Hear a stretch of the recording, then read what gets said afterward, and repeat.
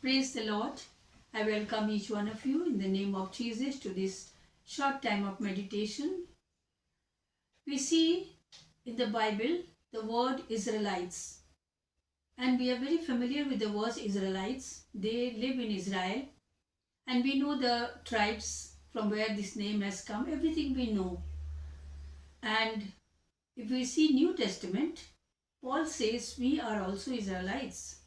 That is why we can call God our Father, as they used to call that time. They were calling God their Father, and we are also baptized with what in water, and we have taken we have accepted Christ as our personal Savior. So we are called as Israelites, and maybe we are not generation-wise Israelites, but we are spiritually Israelites, which God has given us.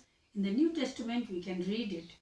So when I was seeing this Israelites' life, in the past Israelites, the generation Israelites, and the spiritual Israelites as we, there are a lot of similarities in us, because they were also journeying from Egypt to the promised land. God told them, and God told us also. Christ came and told us also that He is going to take us to heaven to be with Him in His kingdom. That is a promised land for us. We are also in the journey. See, our lifestyle is also like it's a life. We are also journeying in this world. We are living in this world, but we are different in this world. So I was just going through their journey in Exodus and in Deuteronomy, Numbers, and also in Joshua. When we are reading these chapters, then we see there are a lot of similarities in us. There are many, but I have picked up only four maybe, because there is a lack of time.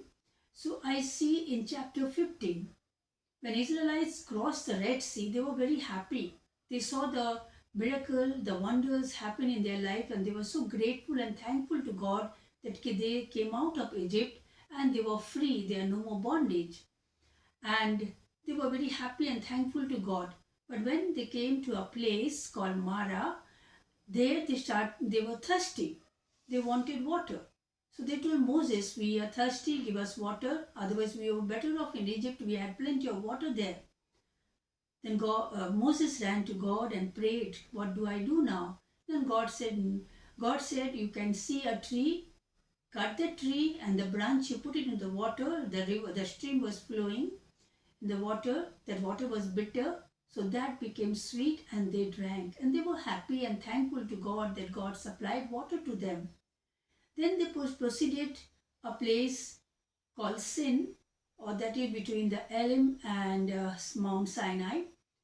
Then they started grumbling that we used to have very good food in Egypt. We used to eat roti and meat, and we were very happy there. Then Moses ran to God and he bowed down, and you are praying, God, what do I do? They are asking food like this. So God said, no harm, I am going to supply their food. And God said manna, and also God said quail, so they could eat manna and meat. So they were happy and satisfied. See, the same thing we see in our life. We also keep on grumbling. We want car, we want house, we want good education, we want good admission in a good college and a good job. Every time we are grumbling and asking God. Sometimes God gives instantly, sometimes God takes His time. God took time, these Israelites, for Israelites to reach their promised land 40 years, which was only for 10 days journey. So God sometimes replies instantly, sometimes God takes long time. And here we see the people who are grumbling. And we also do the same thing. We grumble a lot. We get the blessing. See, getting a day, getting up in the morning when we open our eyes is a blessing for us. That God has blessed us in our life one day. So we don't realize the blessing, but we keep on grumbling. Then we see that they came to a place called Rephidim, where again they were thirsty.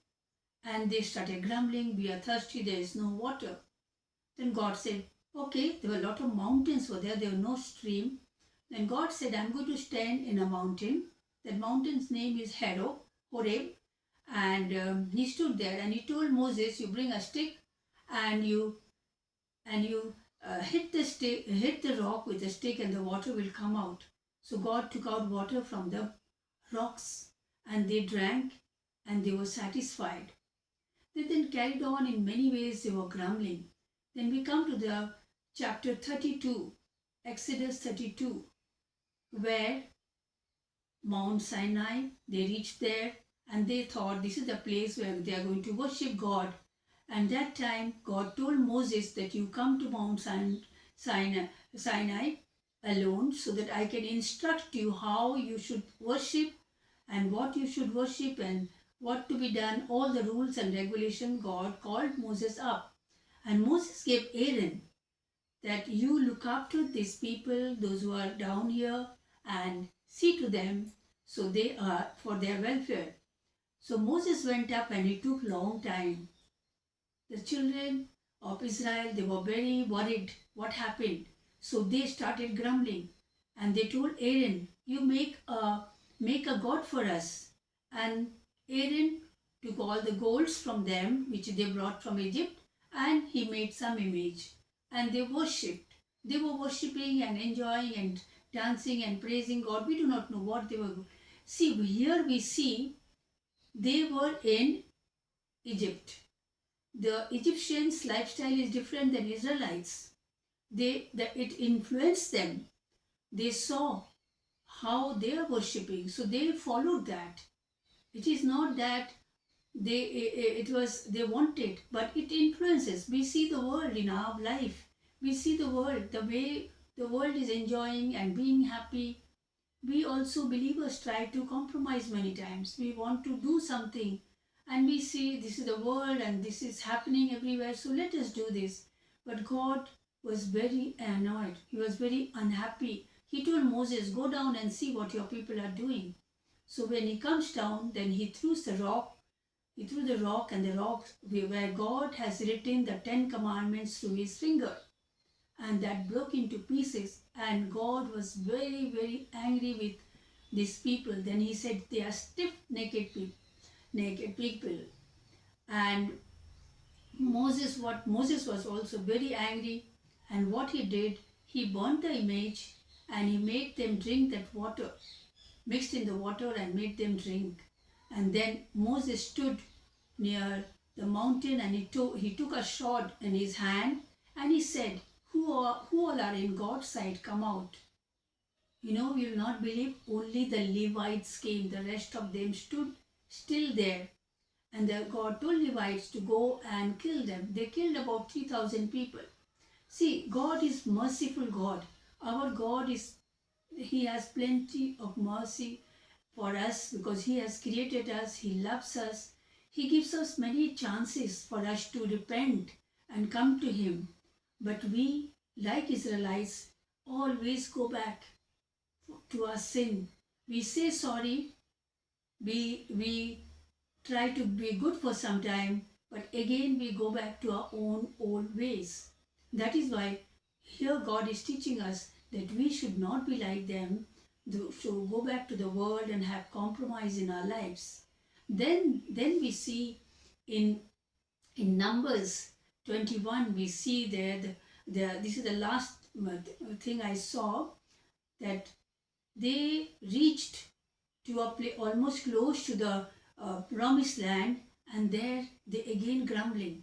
Why have you brought us here to die in this wilderness? How long we will walk, and we are tired, this and that. But they forgot how God protected them. Their clothes are not torn. Their feet were not swollen. They had very good life. They had good food. But again they were grumbling in that place. Then God was very angry. God sent a fury serpent. You can see the venomous snakes. He sent them and they started beating them. And many of them are died and many of them are having pain. Then they cried to Moses. Moses asked God to forgive us. And Moses ran to God. God said, yes, I will save them because I love Israelites, that are my chosen people. Then he said to make a snake and put it on the rod, and those will look at them and they will be saved. And the same thing is written in the book of John, chapter 3, verse 14 and 15. Is written there, whoever looks at Jesus on the cross. See, we believers look at Jesus on the cross because he died for you and me, and we are saved. It is Bible promises. We are his children, we are chosen people, we are chosen generation, we are the spiritual Israelites, and God has promised us the promised land, that is heaven, for his kingdom, and we are going to live with him. For that we have to be prepared. We don't have to grumble, we don't have to look back. And you know what happened? In the end, we see from Israelites, all the Israelites died. They were not allowed to go to the new land except Joshua and Caleb, because they believed when God was sending people to the different land to see, they believed that the promised land is there. And God also wanted the new generation, those who have seen, those who are born in the wilderness, they have seen the God's hand of blessing and the protection and God's anger. They grew up under the uh, under the shade of God, because God gave shade in the cloud in the daytime, and the night time God sent fire. And these children, those who are born in on the wilderness, they grew up under no bondage, no there were no slaves. They were away from the slaves. They were a new generation. So God wanted them to enter in the promised land, and God kept his promise. And all the Israelites, those who came out from Egypt, most of them died in the wilderness except two. So God has promised us also the eternal kingdom. And he said, I will come. I will not come to the earth, but I will come to in the cloud and take you. And we know in the Revelation how it will be taken.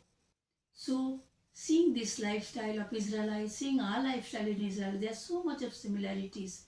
Let us follow the God's command. Those we are believers. God said to do my work. What is his work? To read his word, to be filled with God's word, so that we can be Christ-like natured, Christ-like person. All our bad habits has to be gone, and we will be a new person, so the people will see Christ is living in us. And the last commandments he has given us, go and spread thy word. It's not that we have to go and preach. Through our life, people will know that we are different in this world. We are in this world, but we are different. So when we read these chapters, when you have time, please read these chapters and try to analyze your own life. As I have seen in my own life, I'm not a righteous person, I'm not a good person, but I try my best to correct myself, the places where I'm lacking. So we all have to do the same, so that we can go to the promised land which God has promised, and we believe and trust that he has kept the paradise for us. May God bless us when we hear this and we have time to read also. God bless you. Amen.